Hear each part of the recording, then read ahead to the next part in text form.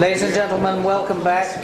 We've just got one more session today, and it's my pleasure to introduce Nathan Narousis, who's flown in from Canada to be with us. Nathan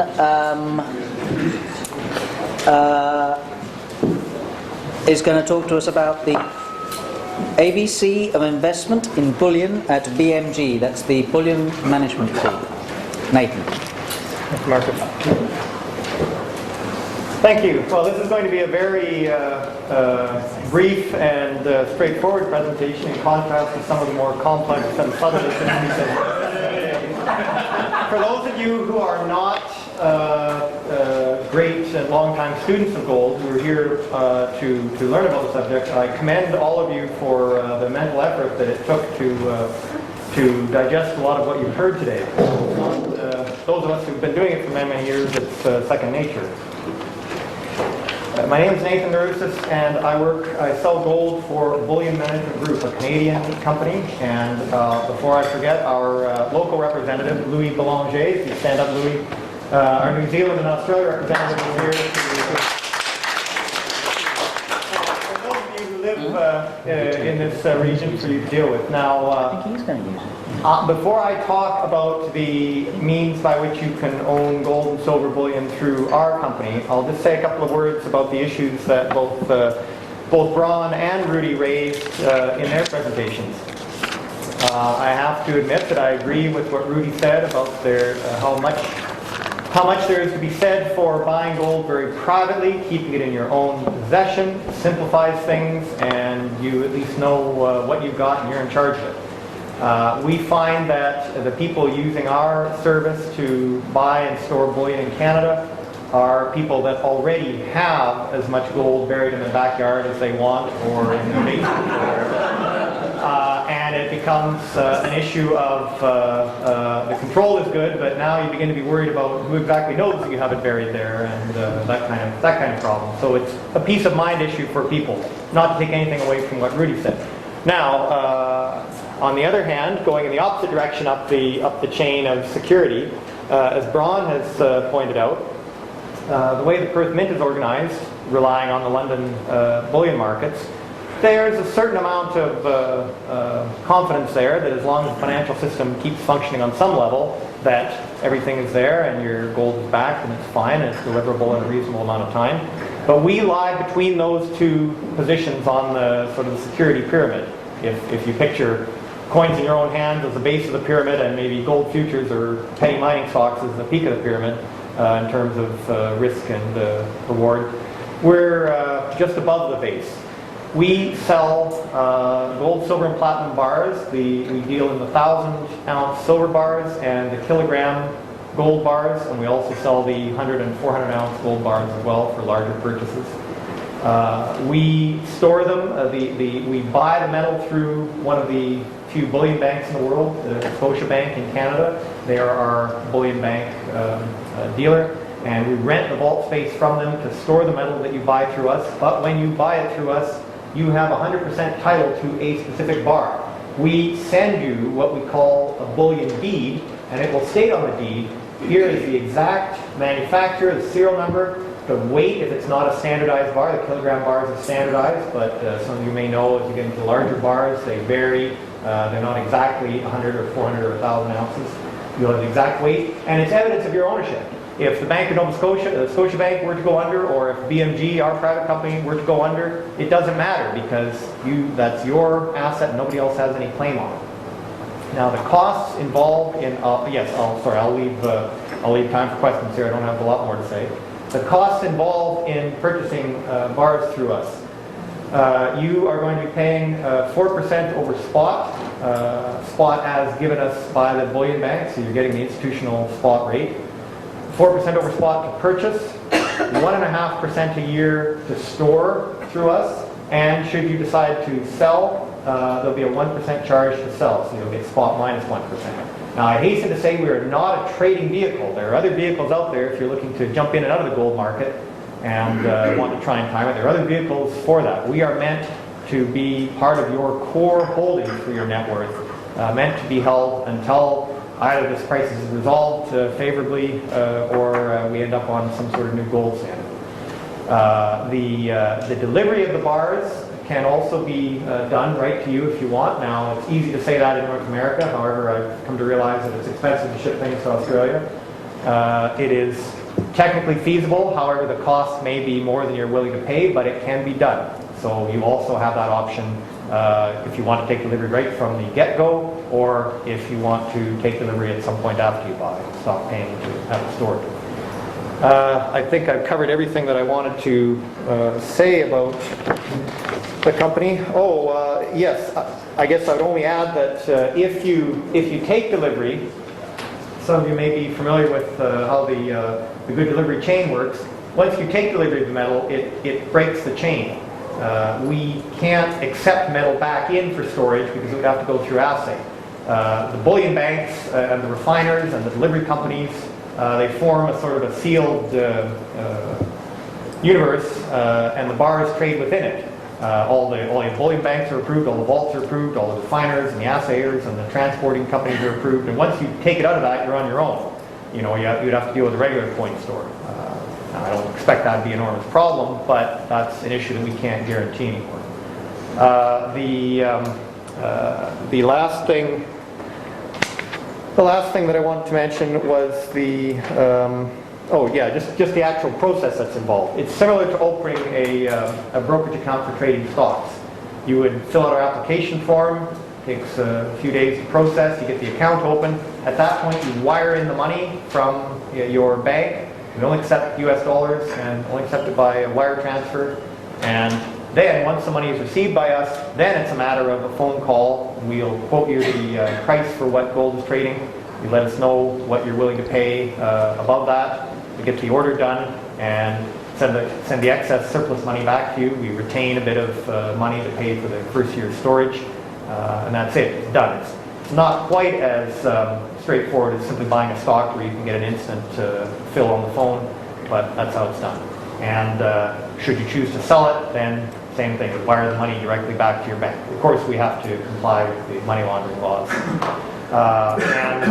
Just on that note, somebody may be wondering how private is the information. We are not required to report that you have purchased gold and are storing it through us. We're required to report what we consider are suspicious transactions.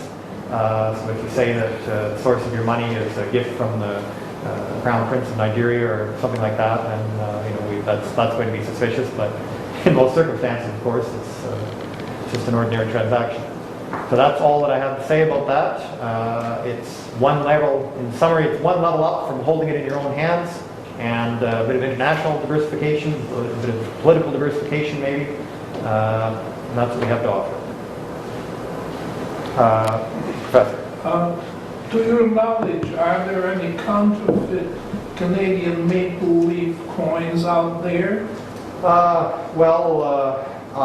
I have a second part. Sure. There are rumors that in Asia they found,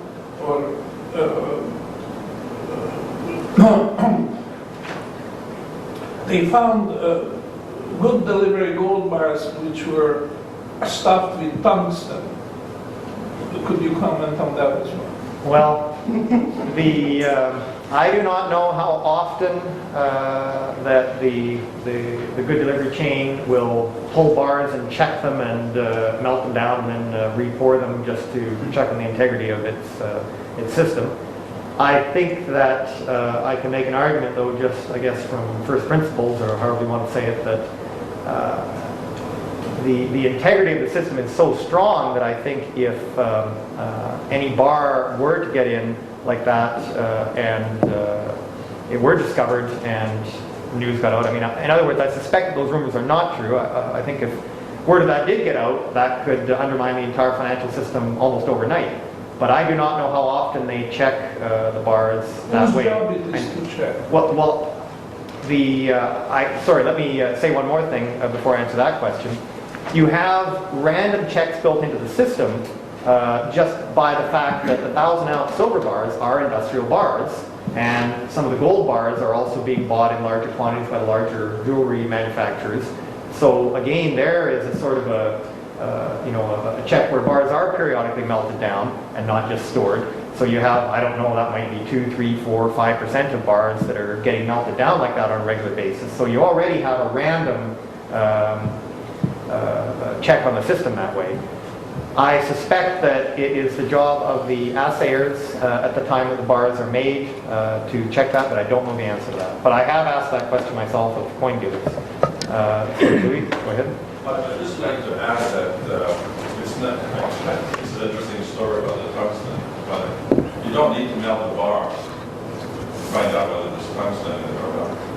The electrical resistance is significantly different. So, yes, Rudy. Nathan, everybody talks about assaying the bar. How much does that cost? Well, Do you I have was any afraid- idea? I was afraid somebody would ask me that question.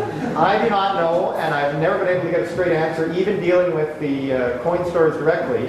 I actually took some silver bars of my own to check this, and I took them to one large coin dealer, and he said, "Oh yeah, those are real, we'll buy them from you." And I said, no, I said, "How much?" I said, "I'd like to go and get it assayed." And he said, "Okay, well, there's a place downtown and you can do that." So I took it to them. And the fellow behind the counter said, "Oh yeah, those are real, we'll buy them from you." And I said, "Well, no, I'm not looking to sell it. I'm just looking, I wouldn't mind having it assayed to know whether I have a real one, and I'm willing to pay for that." And so he called the guy in from the back, and the guy came out, and he looked at it, he looked at the serial number, and he said, "You know, I think I actually poured this bar myself." It's a small community, but they were not interested in, and I had also taken some junk quarters in Canadian and American, and I suspect the rest of the world probably has junk quarters that are 80 or 90% silver from 40 years ago. And I said, these, I'm more confident that these would be hard to fake. I said, "But could I get these melted down?" And of course, there's a law against the destruction of currency. And so he was explaining, well, we would have to ship them out of the country to do that. And the Americans ship theirs to Canada to do that, because that way they get around the law of, a citizen destroying his own currency. But I stopped at that point because I realized that I had satisfied myself at that point that there's enough of a spot check, as I said, on it, 1,000-ounce bar. The 100-ounce bars of silver, I don't know, that's a different matter. I suppose silversmiths would buy those, and so there's a check on those that way. But again, you can't have, it would be along the same lines of, who was it, Tylenol 30 or 40 years ago when somebody poisoned or tampered with Tylenol and somebody died, and it took them a long time to rebuild the brand. It's the stake of the entire financial system at stake, and that gives enormous incentive for the people internally working it to make sure it works. And at the same time, I think that it would be very, very complex and difficult to try and introduce any amount of fake bars into the system and not expect that at least one or two of them would be discovered, and that's all it would take.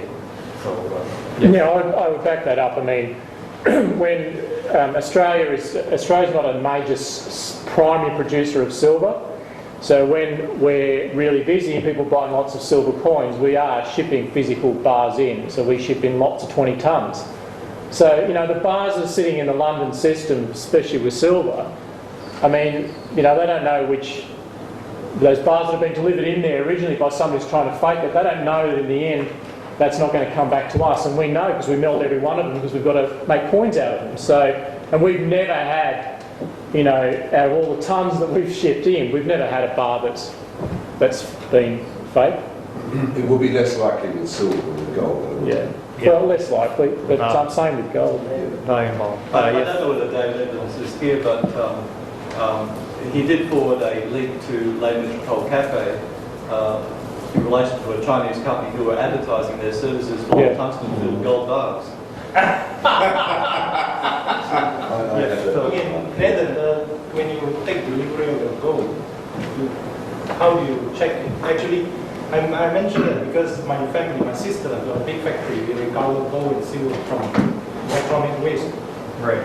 And we are forced. We also buy scrap metal from, let's say, this steel and stainless steel. Right. And the Japanese client insists we buy a Oxford metal analyzer, which you just press a button with mount X-ray, and they just come out with a window. How many percent gold, how many percent silver? And I checked with the I bought the silver coin from Eötvös as a thing when I press it. It's 99%. I mean, it's accurate now. Well, I mean, if you put something in, you take delivery, you can buy a machine. It's about 120,000 ringgit, which is 30,000 US.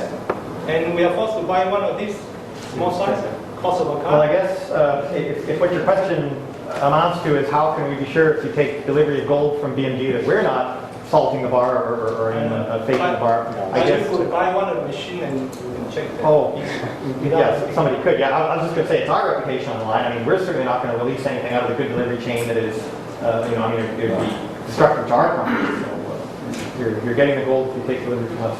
There. Pedro, this may be a little off topic. All right, I love on-topic.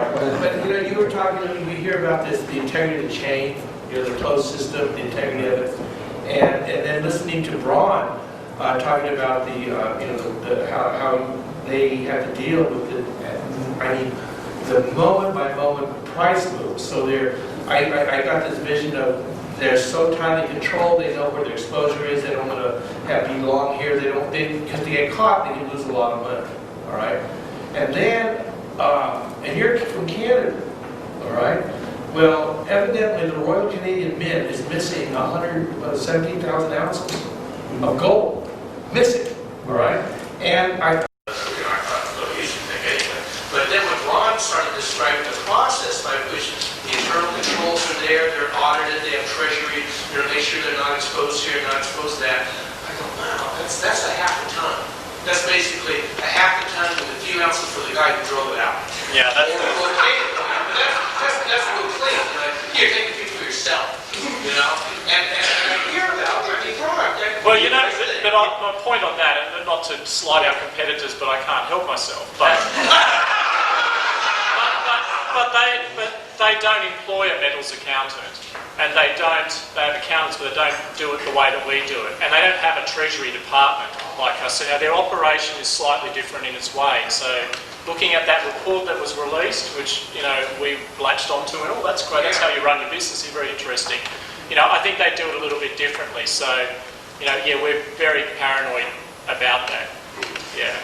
Could I? Yeah, it's actually, I guess. When I talk about the good delivery chain for metal that's trading within it being proper, it cannot guarantee the integrity of what happens within a company.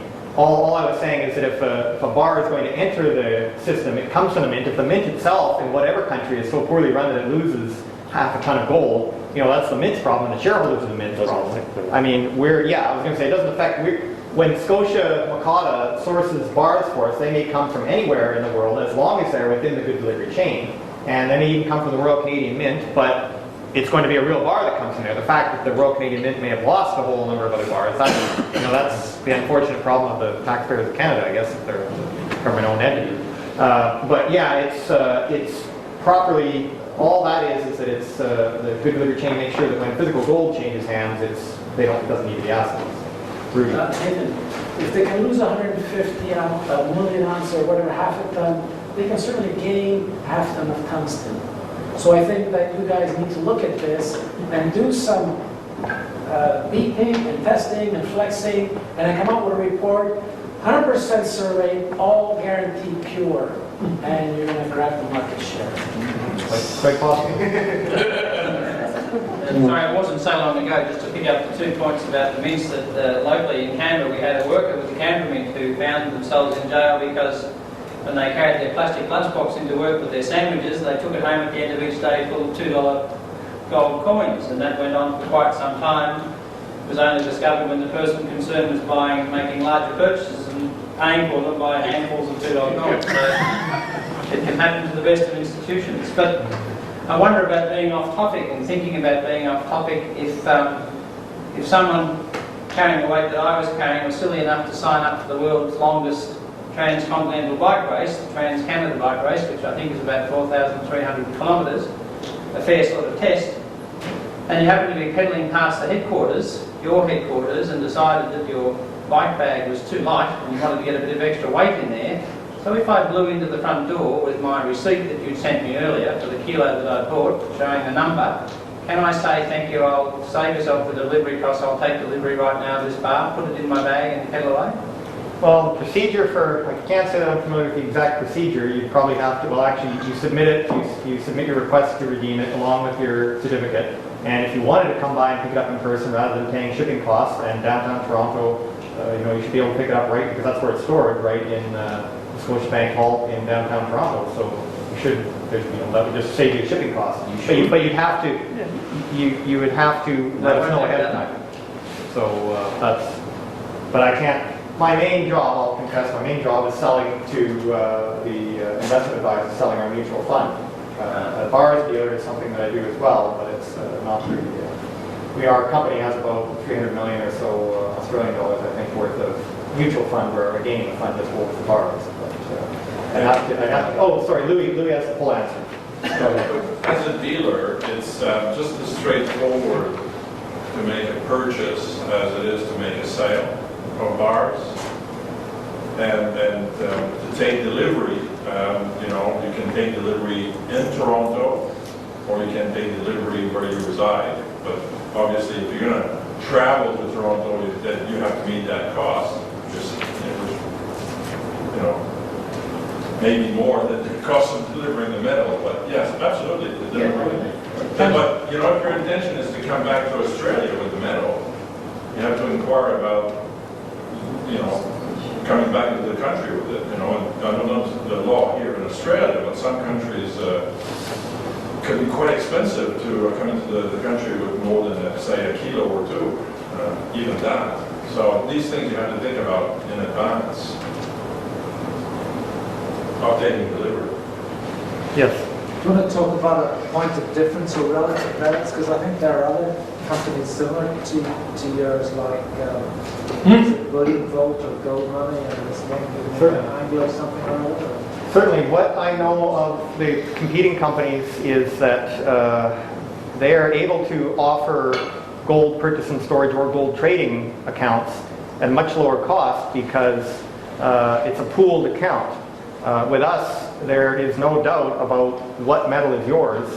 With a pooled account, you simply have a claim on metal with that company that you've contracted with.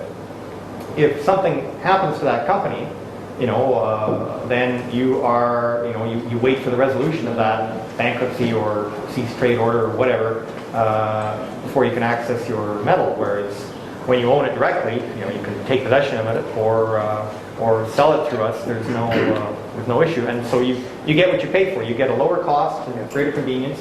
No different than the difference between the GLD ETF and an investment a gold vehicle where it trades on a secondary market where they actually own the metal and have it stored. Name a couple, but that's what the difference amounts to. You're paying more for the privilege of having that extra layer of security. That's not to disparage those two. They've got gold backing, but and it's quite complex because what Nathan's talking about is real allocated product that's in your name, specifically identified to you, segregated. Whereas the gold money and bullion vaults are really pool allocated. So they've got all the physical gold back, but you don't own that specific bar. So there's slight differences, and they're not necessarily bad or worse or not. But as I said, it's a chain of more increasing cost, but more and more increasing certainty or title to it. But you've just got to weigh up the convenience versus other factors. But yeah, it is important to look at that exact agreement legally and find out what you're getting. In an unallocated account, I understand that you're a general claim on that company. So if the company goes bankrupt, you'll be treated as a general creditor and you'll get whatever pennies on the dollar remains after bankruptcy. Yeah.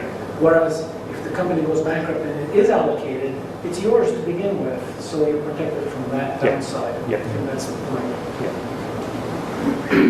Yes.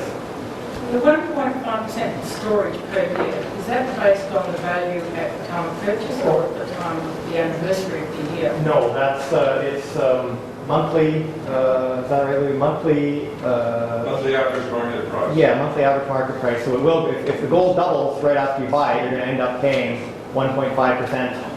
If it doubles and then sits there for the rest of the year, you're going to end up paying 1.5% on 2 times what you put in. And it includes insurance. I think that's Because insurance.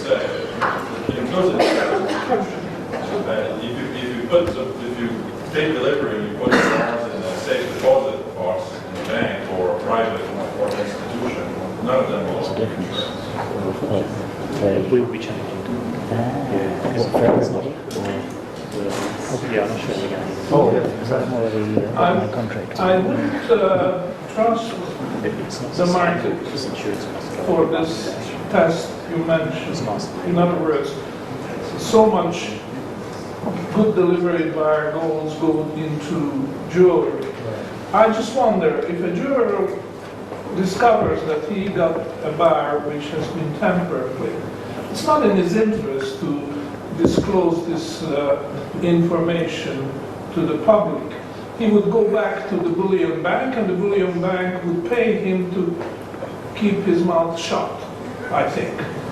And after all, there are only 6 bullion banks, so and they are not subject to or very little supervision by governments or other organizations. And I don't think it would be below their standard to do a little bit of tampering with these gold bars themselves. After all, the reported figures, how much of this gold, which exists in good delivered bar form, is being turned over, the numbers are fantastic. In other words, in every 7 days, the whole amount is being turned over, whereas if you compare it with the output of the gold mining industry over the whole world, it would be just a drop in the ocean, the contribution of new gold. So traditionally, banks have been known to go for fractional reserve banking. Now, just because they call themselves bullion bank, the method of tampering with their gold bars, and they know, the 6 of them, suppose they know which bars have been tampered with. They're not going to pay it out to jewelers or Perth Mint or wherever. They will keep it. You know, that's just their last reserve, just like any other fractional reserve banking. So, you know, I just have to put the question mark. It's a matter of trust. Just how much faith you put in the promises of those 6 billion banks. Yes, well, I guess, Louis, did you want, I've got...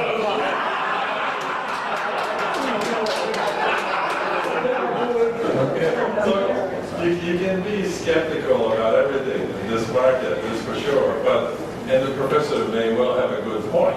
But I would add 2 things. One is, if you keep the bar, the London Good Delivery bar that you purchased through BMG or anyone else, in the sealed sort of good system, eventually you want to sell it. And it's still in the system. So you'll sell it for the full price. You'll sell it for what it's recognized to be. So if it's been tampered with, it's been tampered with, but you know, you won't suffer from that. That's just one point. Another point is, it occurred to me, Professor, as you were making your comments, that perhaps there's a business opportunity here. That you buy the 400-ounce gold bar, take delivery, and take it somewhere that they can mint coins with it, you know. And then you have your coins, but you've only paid bullion price. You haven't paid the huge markup that the coin sales people charge. Yeah. But that's being spot is. Yeah, I guess I'd answer. We get into philosophy. We get into certainty of knowledge, and you know, how can we be certain of what our senses are? You know, or the information our senses is giving us. I don't mean to make light of it. I suspect that even if you took a poll of 100 very, very determined gold bugs, probably not even 1 out of 100 melts down or drills holes through his bars that he purchases to see if there's any. I mean, it's not that it couldn't, it's not that it wouldn't make maybe sense to do that, but the problem is at some point you have to, even in a world full of trickery and treachery, you have to sort of draw the line and say, well, I think that this is, accurate and true. The idea that the bullion banks might be colluding amongst themselves to make sure that no bars ever go out, I think that the larger a conspiracy gets and the more organization that it relies upon, the more the chance approaches certainty that some clerk underpaid and not cut in on the deal properly would slip up, or maybe maliciously let a bar be known that go out that shouldn't have. I guess what it amounts to is I think that although it may be technically possible, it becomes a small enough probability that it's not an issue. The thing is, tungsten is, I think, 3,700 melting point. It's nice to flippantly talk about it, but it's traditionally, from when I talk to our technical guys, it's manufactured and sold in powdered form. You'd have to induction heat it. It's higher melting point than gold, so you can't pour it into, you've got to make the tungsten bar and then coat it with gold. So it won't look like a real gold bar. And then, as Louis pointed out, ultrasonic testing, electric conductivity is the way that you would test for that. So I think it's a little thing that's blown out, of proportion. I mean, the work to get that done, and it's just easier, Professor, for them to just create virtual ounces than to bother with, And they can't do that. I mean, to melt something down to 3,700 melting point to get it into a bar form, that's not a job. Bullion bank doesn't do that. They'd have to be in cahoots with a refinery, and then what you're saying is the refinery is then basically gambling its entire reputation. Actually, to me, it's not really. There's an even better answer. What it comes down to is, why on earth would bullion banks go about the tricky and complex and dangerous plan of trying to get wealth by faking gold when they have a license to print wealth through the creation of money? And they actually need the gold market to stay intact, because the people smart enough to understand what's going on need to be able to trust that, lest they pull a plug on the paper money system. Yeah, but when you think this one through and you follow the money, you go back to the point, who's going to benefit from this whole thing? And it's the people who are trying to suppress the price of the gold. They're the ones that are letting this come out. They're the ones who are most likely to benefit from it. From a faking of gold bars. A fake, so to speak. A scare. Oh, scaring people out of wanting to buy. Yeah. They may be behind. And also the Chinese authorities themselves, they'll probably clamp down on, if this was real, they won't want this on their reputation, surely. Anyway, it's a good thing to buy coins, so.